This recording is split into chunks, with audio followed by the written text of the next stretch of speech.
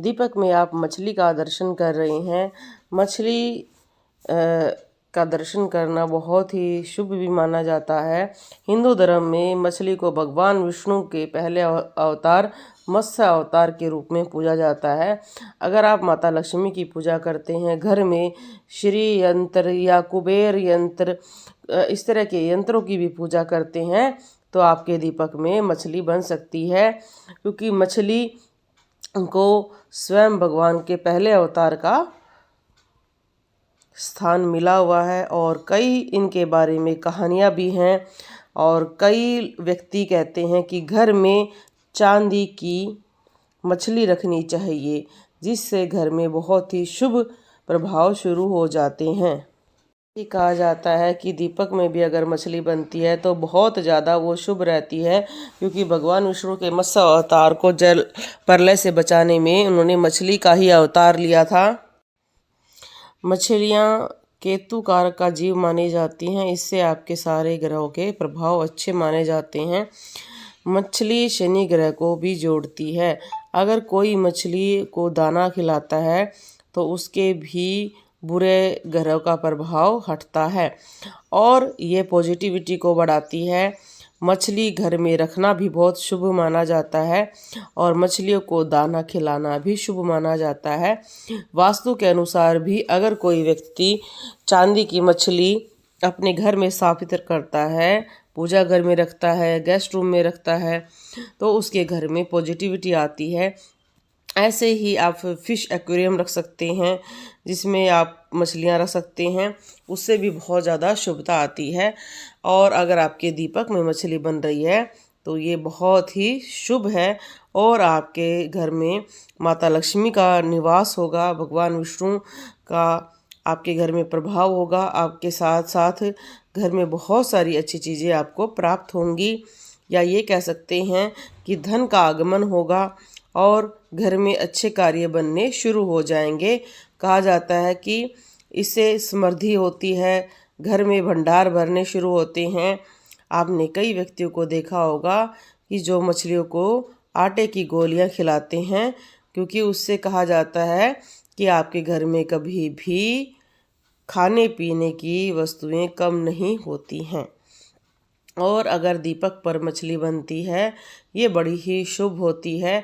ये आपके घर में लक्ष्मी का निवास को स्थायी दिखाती है और आपको बहुत सारी चीज़ों को प्रदान करने में मदद करती है। ये संकेत बताती है, जैसे हमारे पूर्वजों ने शुभ अशुभ सगुन शास्त्र और बहुत सारी चीज़ों को लिखा है, जिसमें बताते हैं कि कुछ चीज़ें जब होती हैं तो बहुत अच्छे प्रभाव होते हैं और जब अशुभता आती है तो अशुभता के भी प्रभाव दिखाई देते हैं, और ऐसे ही शुभता आती है तो शुभता अपने प्रभाव दिखाती है। घर में अच्छी महक आना, सुंदर सी आकृतियाँ बनना और घर में सभी का मन खुश रहना।